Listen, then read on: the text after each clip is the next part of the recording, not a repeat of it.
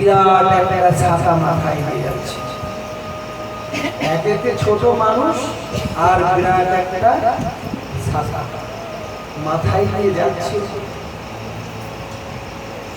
এবার পেছন থেকে মনে হয় যে একটা ছাতায় চলেছে, ছোট্ট ছোট্ট পা, ছোট্ট ছোট্ট হাত, ছাতায় চলেছে। তো যেতে যেতে রাস্তায় আরো অনেক ব্রাহ্মণ যাচ্ছে, দান ছত্র খুলেছে। যারা পড়াশোনা করে বা করেছেন জানেন, ইতিহাসে আমরা পড়েছি রাজা হর্ষবর্ধন প্রয়াগে দান ছত্র খুলতেন।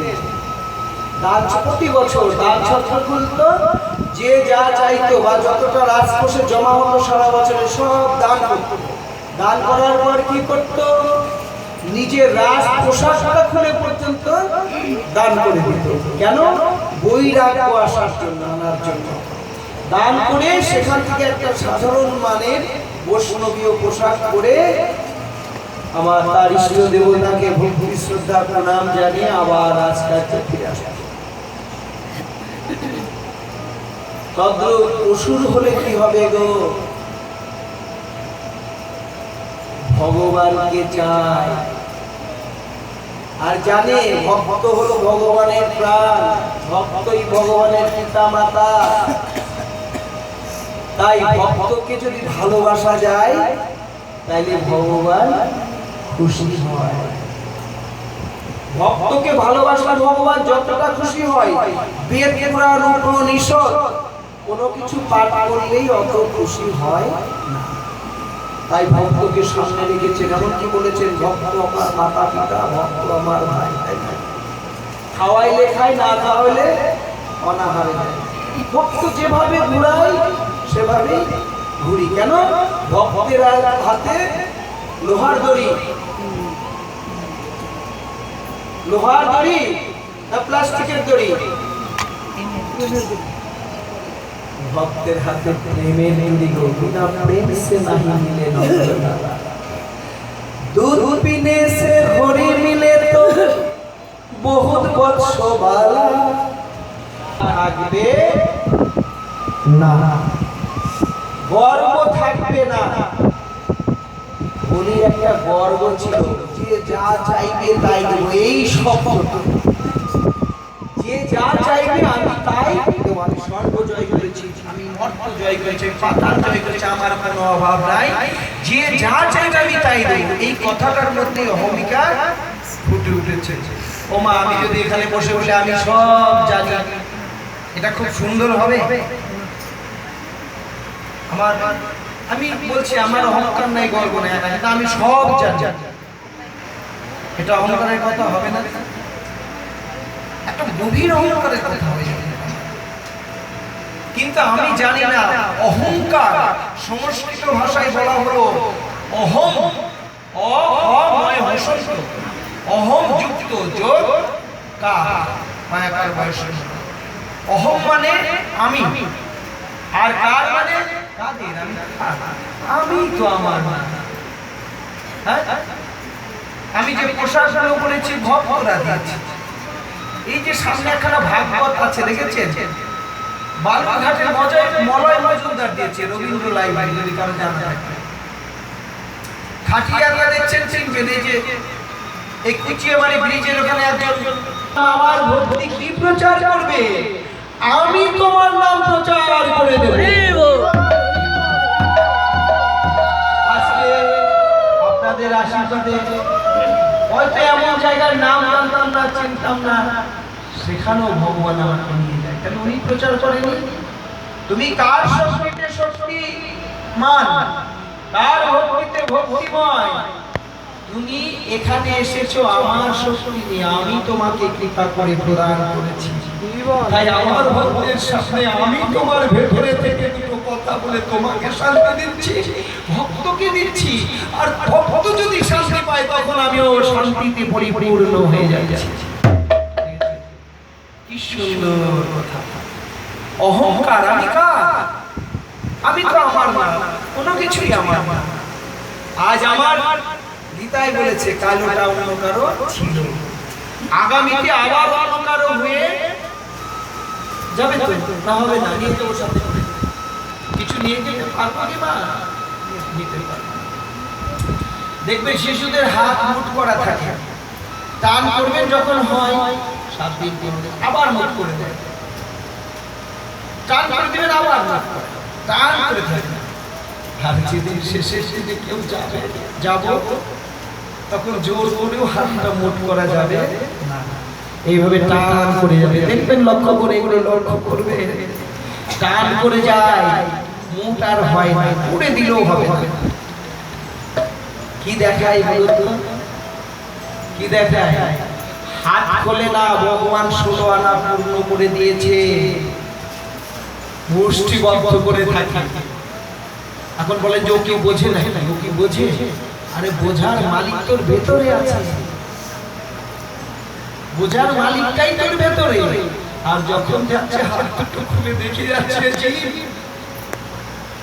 দেখো আমি এই ঐশ্বর্যের জন্য, ধন সম্পদের জন্য, পিতা মাতা ভাই বন্ধু বান্ধবের জন্য কত লড়াই করলাম, কত ছুটোছুটি করলাম, খেয়ে না খেয়ে রোদে পুড়ে বৃষ্টিতে ভিজে অনাহারে থেকে নিদ্রা জাগরণ করে, আর শেষে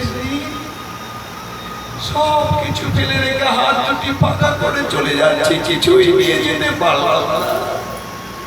তোমরা দেখে রাখো, কিচ্ছু যাবে না সঙ্গে, শুধু যাবে কি এই ভক্তি, এই নাম যাবে। আর নিয়েই পড়ে থাকে, যার কেউ থাকে না, আমি আছি তার, সে কথা বলতে পারে না, আমি তার ভেতরে গিয়ে নাম করে বসে বসে তাকে উদ্ধার করে নিয়ে যাওয়ার জন্য। তাহলে আমি কার? কাতব কান্তা কাতব পুত্র, এই ভব সংসার অতীব বিচিত্র। কাতব কান্তা কাতব পুত্র, এই ভব সংসার অতীব বিচিত্র। আবার কি বললেন? অশ্ব মাতা অশ্ব পিতা অশ্ব ভক্তি সহদরা, কায়া প্রাণে নসমন্দ কাকেশ্ব পরিবেদনা। তুমি কার জন্য কাঁদছো? কাঁদো, তুমি পরীক্ষা করে দেখো, কেউ তোমাকে রক্ষা করতে পারবে না। শেষ পর্যন্ত আমি ওই পার ঘাটাতে শেষের কান্ডারি হয়ে দাঁড়িয়ে থাকবো। যখন পার ঘাটায় দাঁড়িয়ে দুটো বাহু তুলে বলবে পার করো, পার করো, সেদিন আমি ছাড়া এই ঘাটে আর কেউ কান্ডারি থাকবে না। আমি আমার চরণ ধরে দিয়ে পার করে এই ভোরক থেকে গোলকে নিয়ে চলে যাবো একদম সে আমার কাছে। কারণ সবাই ফেলে দিলেও আমি ফেলতে পারি না। প্রয়োজনে পারব্ধ কর্মের জন্য তোমার সাথে আমি 84 লক্ষ জন্ম আবার কথা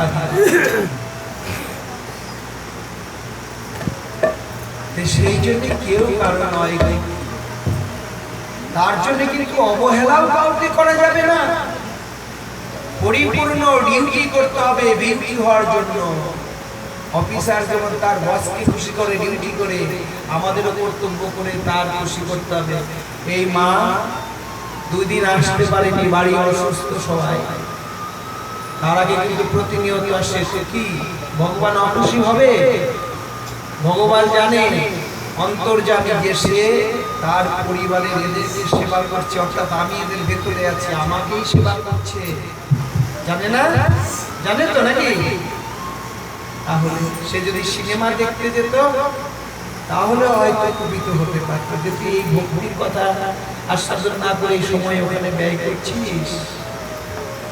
একটা কথা কি মাগো, ওই যে বললাম বিনা প্রেম সে নাহি মিলে নন্দ লালা।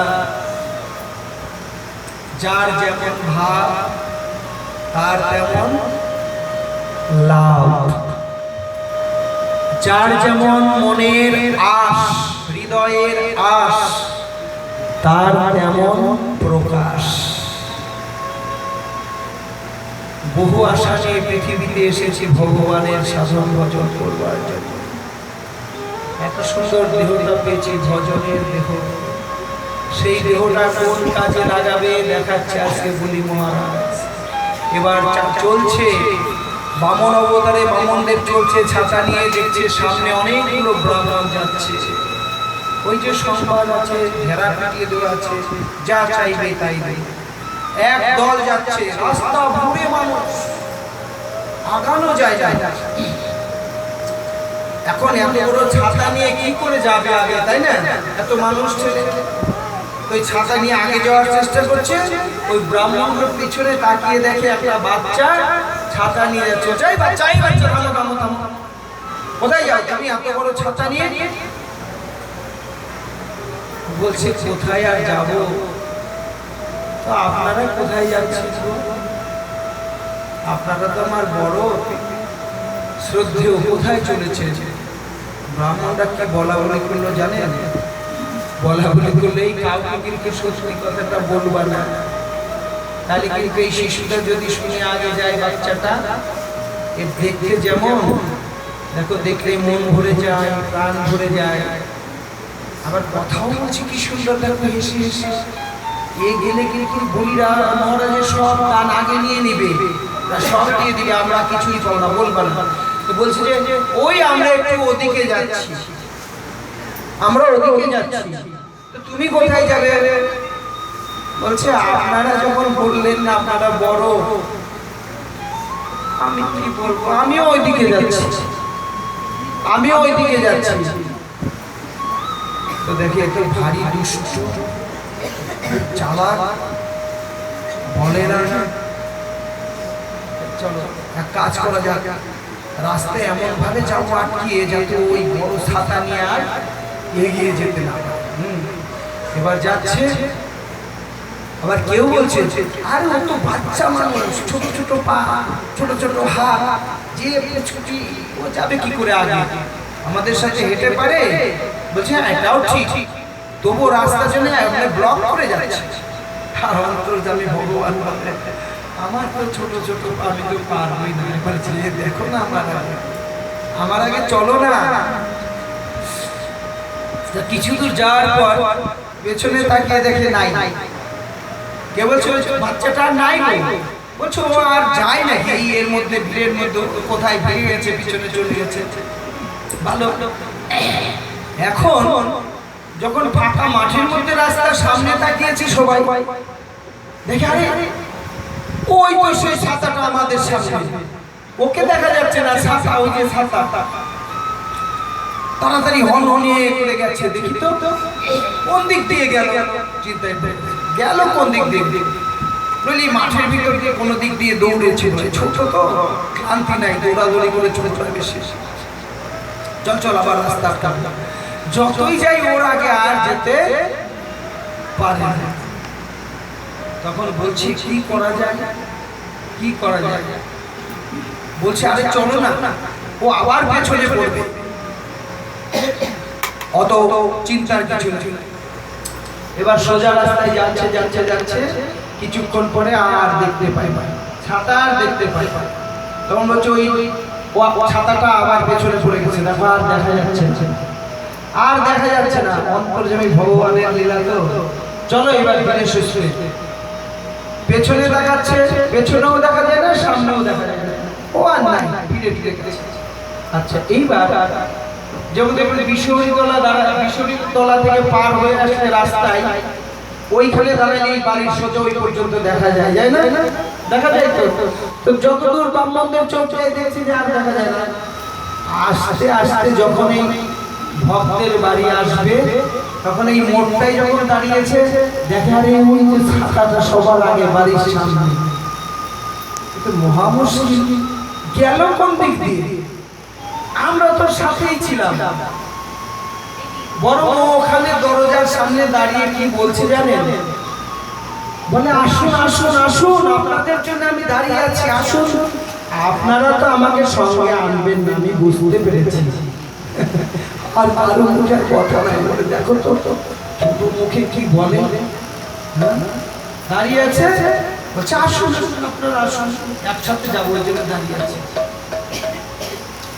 এবার গেটে দিয়ে দাঁড়িয়ে আছে, ওরা আসছে, উনি আগে যাচ্ছে, সেদিন ওই বাড়ির কারো নয়নার ওই পিছনের দিকে যাচ্ছে না, ওই শিশুটাকে দেখছে, আর যে দেখছে সে সেইভাবেই দাঁড়িয়ে আছে, ওভাবেই তাকিয়ে আছে।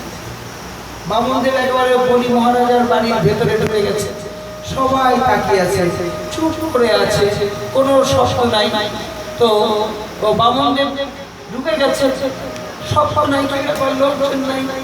তখন বলি মহারাজ বলছে, আরে কেউ কি এখানে নাই? স্বয়ং ব্রাহ্মণ বামন দেব আমাদের বাড়ি আসছে, আমার রাজভবনে এসে তোমরা হরিধ্বনি